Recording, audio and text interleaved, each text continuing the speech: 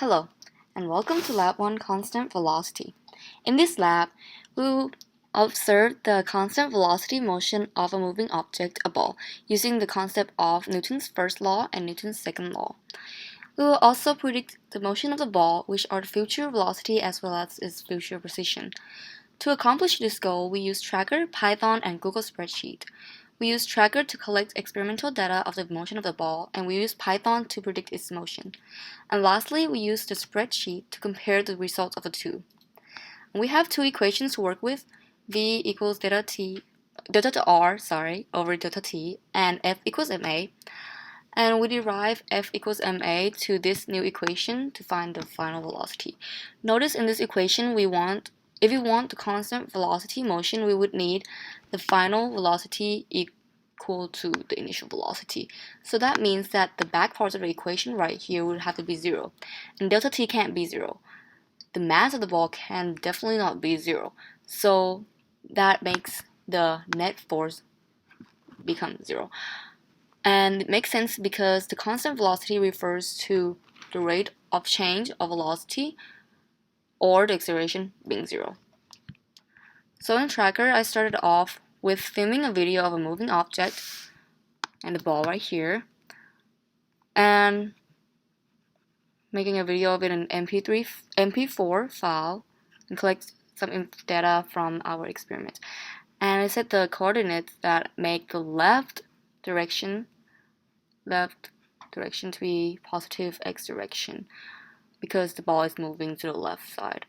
And to create the best constant velocity lab result, I've set Tracker to collect the data of the ball a few seconds after it's being accelerated because that's when the velocity stops changing. Right here, so I have to use the frame 54 rather than frame 1. And the Tracker program computes the table data of the ball time and the ball position right here. And from the data we collected, we have the observation time, start time 0, the ball's initial position, the ball's initial velocity, finding from this equation, and this is what we've calculated for the ball's initial velocity, and the time of the last observation. We also know the ball's mass, but it doesn't matter, like what we said earlier. This part has to be 0. So with the initial velocity we found, we can find the final velocity with this equation derived from the Newton's second law. Since it would be tedious to do it all by hand, we use Python to help calculate it all for us. Python is right here. You notice that I put all the information listed above: the ball's mass, the ball's position, the ball velocity, as well as the start time in here. Since the smaller delta t, the better result we get, I make the delta t as small as 0.03 seconds.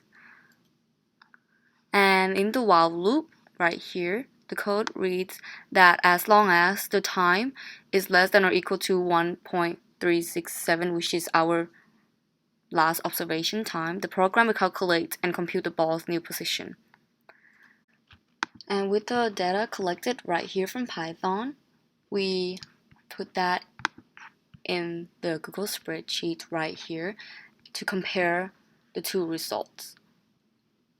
You can see in the position versus time graph that the experiment position is greater than the motion's position, making the experiment's velocity greater than that of the model. And this is ironic because one would usually face the result of less experimental velocity and greater model velocity because of friction. So in this case, it would be because of the wooden floor being wrapped, causing the slight acceleration rather than friction.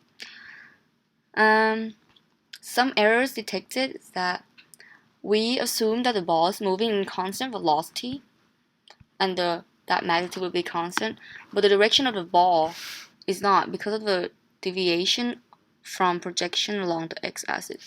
So if I click this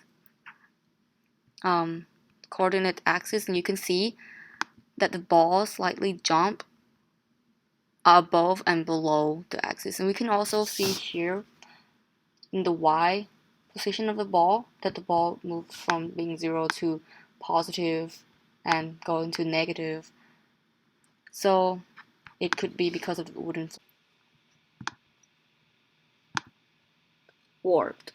Another error could be our misassumption of the constant acceleration during our experimental time interval. The ball could still be accelerating at frame 54, but we just assumed that it wasn't. And the last error could be human error from the beginning when we were collecting the experimental data by using tracker. We may have misestimated our ball's center of mass, creating some miscalculation in our graph. In this lab, we've applied Newton's second law, F equals ma, to predict the motion of the ball, and with Newton's first law, we've made the net force equal to 0 in order for the ball to remain in motion. We compared the data we've collected from the video analyzed to the predicted data in order to observe the differences between the two. In this case, we've found that the experimental velocity is greater than the model prediction of the velocity due to the reasons previously stated. And we could improve this lab and make the experimental and predicted data more closely matched by using a perfectly smooth surface. Thank you for watching.